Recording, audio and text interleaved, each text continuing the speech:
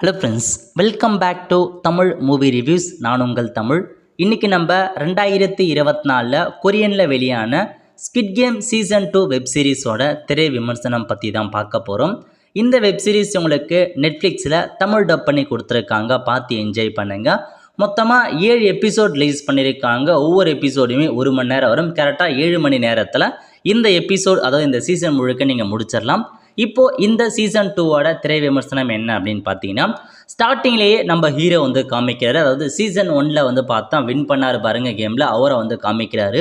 அவர் என்ன பண்ணுறாரு அப்படின்னா, ஒரு குழு அமைக்கிறாரு. ஸோ பெரிய குழு அமைச்சு, ஸோ இந்த வருஷம் கேம் யாரை வந்து கூப்பிட போகிறாங்க, அதாவது ஸ்டார்டிங்லேயே கேம் ஆடுறதுக்கு முன்கூட்டியே ஆளை வந்து அரேஞ்ச் பண்ணுவாங்க பாருங்க, கூப்பிடுவாங்க பாருங்க ஒரு கேம் வச்சு.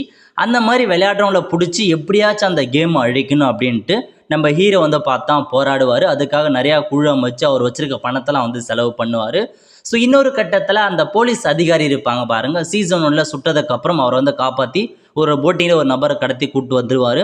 ஸோ இப்போ அந்த நபரும் வந்து பார்த்தா அவங்க அண்ணனை வந்து காப்பாற்றுறதுக்காக கூட்டு வரதுக்காக அவரும் அந்த பிளேஸ், அந்த தீவு எங்கே இருக்குன்றதை கண்டுபிடிக்கிற முயற்சியில் இருப்பார்.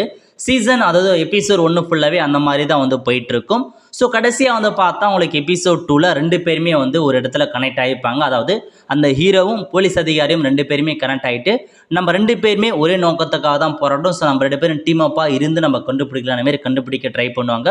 ஒரு கட்டத்தில் வந்து பார்த்தா இப்போது திரும்ப அந்த கேம் ஸ்டார்ட் பண்ணுறதுக்கு ஆட்களை தேர்ந்தெடுக்க சொல்ல அந்த ஹீரோவுக்கு அந்த நபர் தெரிஞ்சிருது. அந்த வில்லனும் வந்து பார்த்தா ஹீரோவுக்கு ஒரு ஆஃபர் பண்ணுறாங்க கேம்குள்ளே விளையாடுறதுக்கு. அவரும் வந்து பார்த்தா திரும்ப நம்ம ஹீரோ கேம்குள்ளே என்ட்ரி ஆகுறாரு. ஸோ கேம்குள்ளே என்ட்ரி ஆக சொல்ல உங்களுக்கே தெரிஞ்சிருக்கும் அதுக்கு முன்னாடி அவங்க எதுக்காக வந்தாங்க, ஸோ எதுக்காக அந்த கேம்குள்ளே போகிறாங்க, பணம் அவங்களுக்கு எதுக்காக தேவைப்படும், ஒரு சில கேரக்டரை முன்னாடியே வந்து காமிப்பாங்க. கொஞ்சம் நிமிஷம் அதெல்லாம் பார்த்து தெரிஞ்சுக்கோங்க. மேபி உங்களுக்கு வந்து பார்த்தா எபிசோட் 3லேருந்தே கேமுக்குள்ளே அரேஞ்ச் பண்ண ஸ்டார்ட் பண்ணிடுவாங்க. அதாவது அந்த கேமுக்குள்ளே மொத்தமாக ஒரு 456 பேர் இருக்குன்னா 456வது ஆள் தான் நம்ம ஹீரோவாக என்ட்ரி ஆவார். ஸோ ஹீரோவுக்கு கேம் பற்றி நல்லாவே தெரிஞ்சிருக்கும். அதன் காரணமாக இந்த கேமை ஃபுல்லாக தடுக்கிறதுக்காகவே போராடுவார். ஸோ அதனால் ஃபஸ்ட்டு கேம் என்ன நிறைய பேருக்கு தெரிஞ்சிருக்கும். ஃபஸ்ட்டு கேமே அந்த ரெட் லைட் க்ரீன் லைட் அந்த கேம் தான் விளையாடுவாங்க. முன்கூறியே நம்ம ஹீரோ வந்து பார்த்தா எல்லாருக்குமே சொல்லிடுவார் கேமோட ரூல்ஸ். பட் யாருமே நம்ப மாட்டாங்க. அதில் நிறைய பேர் வந்து பார்த்தா இறந்து போகிறாங்க. ஃபஸ்ட்டு கேம் முடிஞ்சதுக்கப்புறம் ஒரு சில பேர் இவரை நம்புகிறாங்க. பட் இருந்தாலும் முக்கியமான இன்ஃபர்மேஷனாக ஓட்டெடுப்பு நடத்துவாங்க பாருங்கள். இந்த கேமோட வெளியே போகிறதா தான் போய்க்கலாம், பட் அதுக்கு ஓட்டெடுப்பு நடத்துவாங்க. அந்த ஓட் லிஸ்ட்டில் யார் மெஜாரிட்டியாக வருதோ அவங்க கேம் உள்ள இருக்கலாமா இல்லையான்றதை டிசைட் பண்ணலாம். ஸோ அந்த மாதிரி 2-3 கேம், கிட்டத்தட்ட ஒரு 3 கேம் கம்ப்ளீட் ஆகும். அது வரைக்கும் ஓட்டு கணக்கெடுப்பே தான் வந்து போயிட்டுருக்கு. ஸோ மொத்தமாக 7 எபிசோட் முடிச்சிருக்காங்க, 3 கேம் கம்ப்ளீட் பண்ணியிருக்காங்க. ஸோ 3வதாக என்ன பண்ணுறாங்க, 3வது கேம் முடிஞ்சதுக்கப்புறம் என்ன பண்ணுறாங்க அப்படின்னா, ஸோ அட்டாக் பண்ண பார்க்குறாங்க. நம்ம ஹீரோ நிறையா பிளான்லாம் கொடுத்து அந்த மேல் அதிகாரி இருப்பாங்க பாருங்கள், கேம் நடத்துகிறோம் மேலே இருக்கு, அவனை போயிட்டு அட்டாக் பண்ண பார்ப்பாருங்க. அதுக்கேற்ற மாதிரி அட்டாக்கும் பண்ணுவாங்க. இந்த அட்டாக்கில் நிறைய பேர் இறந்து போகிறாங்க. கடைசியாக நம்ம ஹீரோட ஃப்ரெண்டும் இறந்து போகிறார். அதோட வந்து பார்த்தா முடிச்சிருக்காங்க. இதுக்கு நடுவில் முக்கியமான இன்ஃபர்மேஷன், நம்பர் 1 வந்து கேம் நடத்தலாம் பாருங்கள், அவரே வந்து கேமுக்குள்ளே என்ட்ரி ஆகுறாரு. கேமுக்குள்ளே என்ட்ரி ஆகி ஹீரோ கூட க்ளோஸாக பழகிறாரு. அவரே வந்து பார்த்தா கடைசியாக வந்து ஏமாத்துறாரு. ஸோ இதாங்க மொத்த ஸ்டோரி. ஸோ இப்போதைக்கு உங்களுக்கு ஒரு இதோட முடிச்சிருக்காங்க. உங்களுக்கு 2025 இதோட கண்டினியூ பார்ட் வரலாம், அல்லது சீசன் 3 கூட வரலாம்.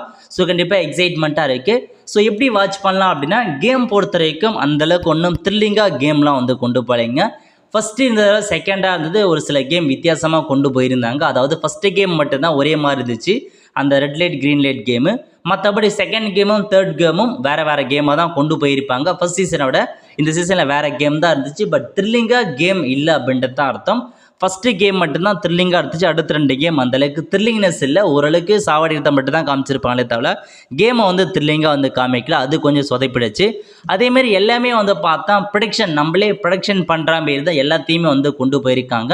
சீசன் 1 பொறுத்த வரைக்கும் நம்ம ஃபஸ்ட் டைம் பார்த்தோம். ஏன்னா யார் ஜெயிப்பாங்க, எத்தனை பேர் சாவாங்கன்னே தெரியாத அளவுக்கு கேம் எல்லாமே புதுசாகவும் இருந்துச்சு, ப்ரொடக்ட் பண்ண முடியாத அளவுக்கு இருந்துச்சு. பட் சீசன் 2 பொறுத்த வரைக்கும் எல்லாமே ஒரு ப்ரொடக்டான இன்ஃபர்மேஷன் தான் இருக்குது. ஸோ இவர் தான் அடுத்து சாவ போகிறாரு, இவங்களாம் கேமுக்குள்ளே இருக்க போகிறாங்க அப்படின்றத நமக்கே வந்து பார்த்தா ஒரு ப்ரொடக்ஷன் நமக்கே வந்துடும். அந்தளவுக்கு தான் எடுத்திருக்காங்க. ஸோ சீசன் 1 கம்பேர் பண்ணதில் சீசன் 2 கொஞ்சம் லோவாக தான் இருக்குது அப்படின்றத சொல்லலாம். அந்தளவுக்கு ஒரு எங்கேஜிங்காக இல்லைங்க.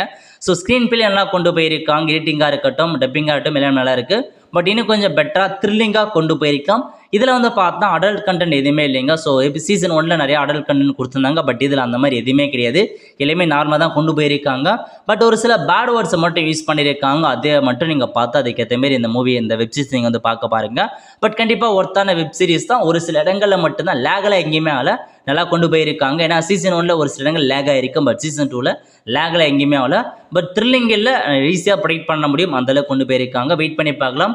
ஸோ சீசன் 3 எந்த அளவுக்கு போகுது, எந்த மாதிரி முடிக்கிறாங்க அப்படின்றத.